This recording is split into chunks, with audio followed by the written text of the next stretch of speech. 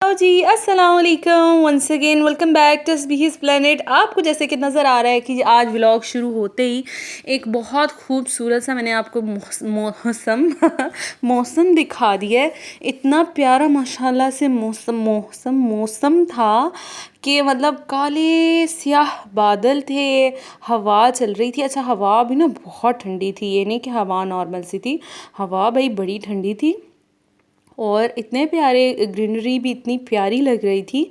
तो बस यहाँ पे ना मतलब मुझे तो बारिश इतनी पसंद है कि आपकी सोच है। मेरा बुरे से बुरा भी मूड होगा ना, अगर इस तरह का मौसम हो जाता है ना, मेरा मूड बहुत फ्रेश हो जाता है। मतलब इतना मुझे ये वाला मौसम पसंद है ना।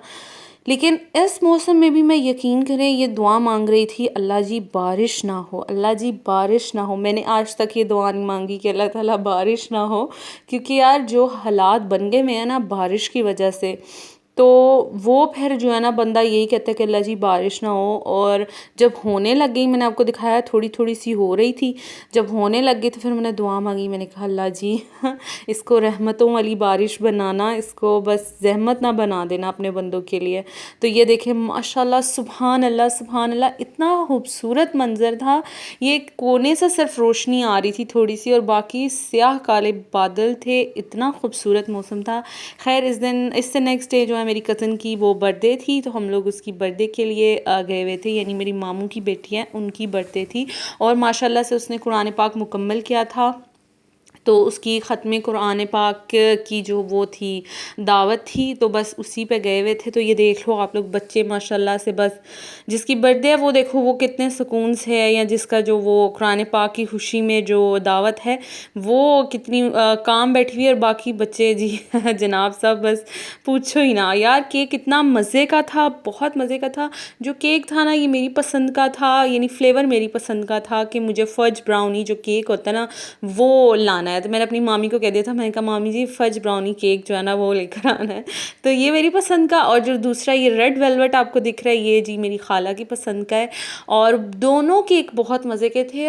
And to be very honest, जो रेड वेलवेट केक है ना वो मैंने फ़र्स्ट टाइम लाइफ में सिर्फ मैंने उसको टेस्ट ही किया था वहाँ पे, क्योंकि चॉकलेट हो तो मैं दूसरा कोई फ्लेवर टेस्ट करूँ ऐसा नहीं हो सकता। बस ये चॉकलेट केक खाया और उसके थोड़ी देर के बाद हमने ये बिरयानी खाई। ये मामू ने देग बनवाई हुई थी और बहुत ही मज़े की थी माशाल्लाह से। चिकन जो है वो अच्छे से फ्राई हुआ हुआ था, बहुत मज़ा आया। और जनाब साहब ये नेक्स्ट डे हम लोग जा रहे थे शादी के लिए होटल देखने। आपको अगर नहीं किसी को पता तो मैं आप सबको बताती चलूँ, मेरी शादी है जी इसी साल, और बस हम लोग शादी के लिए होटल्स जो हैं उनको विज़िट करने जा रहे थे कि हम डिफरेंट होटल्स को विज़िट करें और देखें जी कौन सा हमें अच्छा लगेगा और उसको हम सिलेक्ट कर लें। बस यहाँ पे जो है, अब मेरे पापा तो पाकिस्तान में है नहीं है, मेरे पापा जो हैं वो अब्रॉड होते हैं, तो इस वजह से फिर किसी का साथ जाना बड़े का ज़रूरी था। तो मतलब कि आदमी वगैरह का, तो वहाँ से मेरे बहनोई तो आ गए थे और मेरी सिस्टर भी, लेकिन यहाँ से फिर हम मामू के साथ जो है वो गए थे। ठीक है, ये मेरे मामू हैं, अपने मामू के साथ जो है यहाँ से जा रहे हैं। और रात का टाइम था, और रात के टाइम में ही ज़्यादा आजकल जो है जाया जाता है। गर्मी वगैरह में, गर्मियों में तो दिन के टाइम ऐसे मतलब सोच के भी ना मतलब ऐसे लगता है कि खुदा पता नहीं हम लोगों ने कौन सी जंग पे जाना है, यकीन करें। और मैं घर से बाहर ही नहीं जाती। अभी अम्मी का ऑपरेट हुआ हुआ था, मेरी अम्मी का सिस्ट का। तो अम्मी ने अगर कभी मुझे गलती से कह देना ना कि इस फ़लाने के साथ बाहर जाके फ़लानी चीज़ ला दो, उफ़ मुझे इतना मुश्किल लगता। मैंने कभी कभी कहना यार मैं नहीं जा सकती प्लीज़, लेकिन फिर है, फिर चले भी जाते थे। खैर यहाँ पे जो है अब हम लोग बस पहुँचने ही वाले हैं। तो उस दूसरी बात ये है, मैंने आप सबको कहना है कि प्लीज़ मेरे लिए दुआ कीजिएगा ढेर सारी, कि मेरी जो है अल्लाह ताला मेरे नसीब अच्छे करे और हमेशा खुश रहूँ।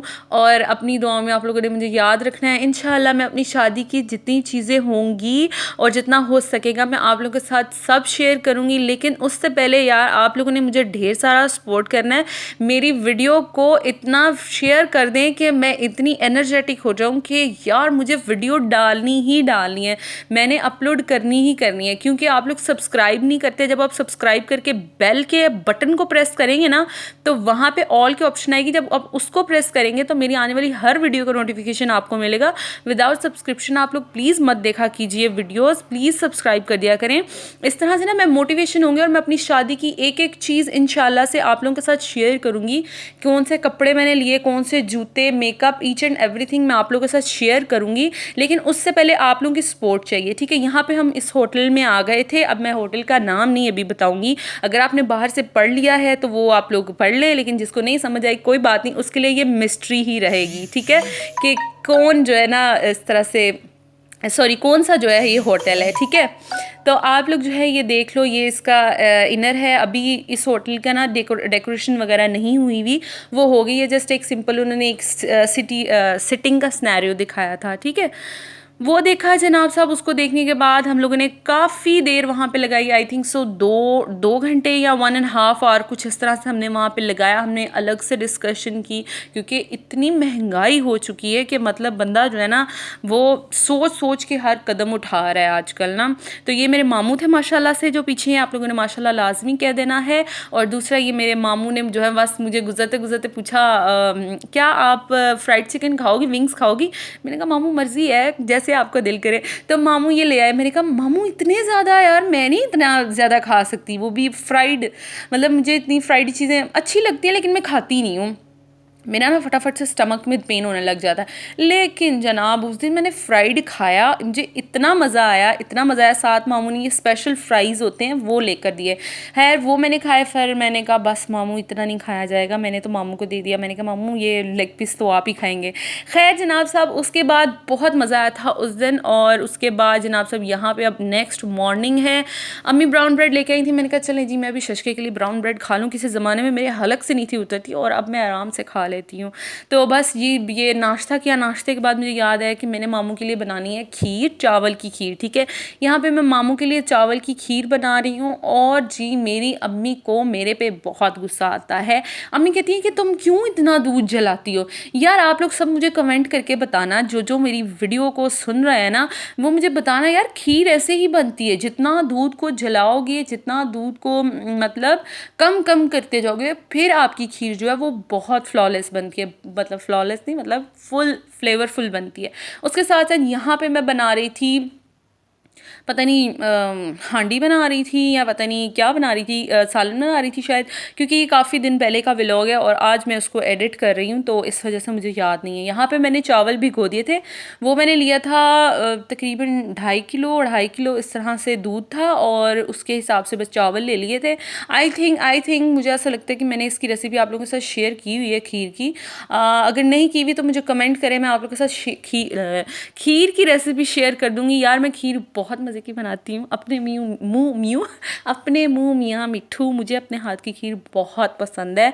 तो लिहाजा जो है ना अगर आप लोग चाहेंगे तो मैं आप लोगों के साथ इसकी, अच्छा रेसिपी इसकी क्या होती है कि बस आपने क्वांटिटी जो होती है ना, बस उसका इसमें ढेर सारा हिसाब रखना होता है कि क्वांटिटी अच्छी होनी चाहिए। अब यहाँ पे मुझे पता चल रहा है कि मैं जो है ना मटन हांडी बना रही थी, तो मटन कढ़ाई बना रही थी और ये मैंने आप लोग को दिखा रही हूँ। माशाल्लाह माशाल्लाह कितनी खूबसूरत लग रही है। अच्छा मुझे ना मटन और बीफ के खाने बहुत ज़्यादा बना लेती हूँ, लेकिन जो गोश्त का थोड़ा होता है ना गलना और ये वो सब मुझे नहीं आता, लेकिन जो है आहिस्ता आहिस्ता सीख रही हूँ। जस्ट बाय द वे मेरी जो मदर इन लॉ है उन्होंने मुझे बोला है कि बेटा कोई ज़रूरत नहीं है आपको सीखने की, सॉरी मेरी सिस्टर इन लॉ ने बोला कि कोई ज़रूरत नहीं सीखने की, जब यहाँ पे आओगी ना तो आपकी जो सास है यानी मेरी मदर इन लॉ वो आपको खुद सिखा देंगे। मैंने कहा इससे अच्छी तो क्या ही बात होगी। मैंने अपनी मदर इन लॉ को भी बताया, मैंने कहा मुझे नहीं आते ये गोश्त वगैरह वाले खाने बनाने, दूसरे मैं बना लेती हूँ चिकन एंड ऑल, लेकिन ये नहीं मुझे आते बनाना। मैंने कहा कोई बात नहीं बेटा, आप आओगी मैं आपको खुद सिखा दूँगी। मैंने कहा चलें ये तो अच्छी बात है। अल्लाह ताला सबको ऐसी मदर इन लॉ दे।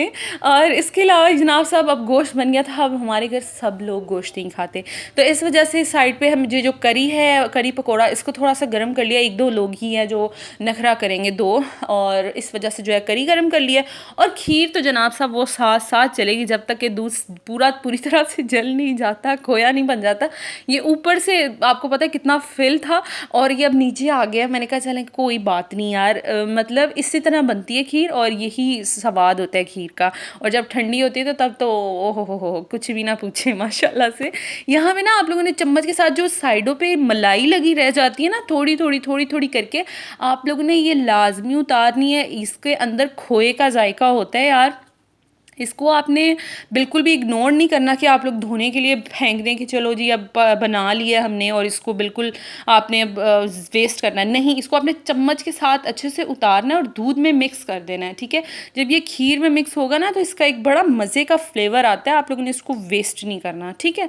और इसको अपने बिल्कुल लो फ्लेम के ऊपर कुक करना है। अब ये मैं अंदर चली गई थी, ठीक है, रूम में चली गई थी, गर्मी बहुत ज़्यादा थी तो मैं एसी वाले रूम में चली गई थी साथ साथ। तो यहाँ पे जब मैं बाहर आई तो पूरा दूध, पूरी जो खीर है ना वो अच्छे से बॉईल होके ना ऊपर तक आ गई हुई थी। तो ये सारी उसकी बलाई जो है ना आपको दिख रही है बर्तन के इर्द गिर्द। कोई बात नहीं, इतना मैस चलता है, ठीक है। तो ये मैंने सारा अब इसको चम्मच के साथ रिमूव करना है, ठीक है, ताकि ये मलाई एक एक जो टुकड़ा है ना ये दूध के अंदर जाए। और अगर आपके पास खोया है तो इस पॉइंट पे आप खोया ऐड कर सकते हैं, आधा कप जितना खोया ऐड कर लें, आपकी खीर इधर ही तैयार हो जाएगी। लेकिन मेरे पास ना खोया था ना कंडेंस्ड मिल्क। और जिस बाय द वे मैं कंडेंस्ड मिल्क जो है ना इतना डालना पसंद भी नहीं करती ना। एक दफ़ा मैंने जब डाला था ना, लास्ट टाइम मैंने डाला था शीर खोरमा में ना, तो मेरे पापा को पसंद नहीं आया था उसका फ्लेवर। तो मैंने तब से लेके अब तक कभी भी जो है ना कंडेंस्ड मिल्क यूज़ ही नहीं किया, क्योंकि मेरे पापा को पसंद नहीं। इसकी लास्ट लुक रिकॉर्ड करना मैं भूल गई थी, तो जनाब साहब ये आप लास्ट लुक देख लें, कुछ इसी तरह की थी। बल्कि इसके अंदर मैंने ज़्यादा से आलमंड्स डाल होता है। वीडियो का एंड आप लोग लाइक करना, सब्सक्राइब करना और वीडियो को शेयर ज़रूर करना।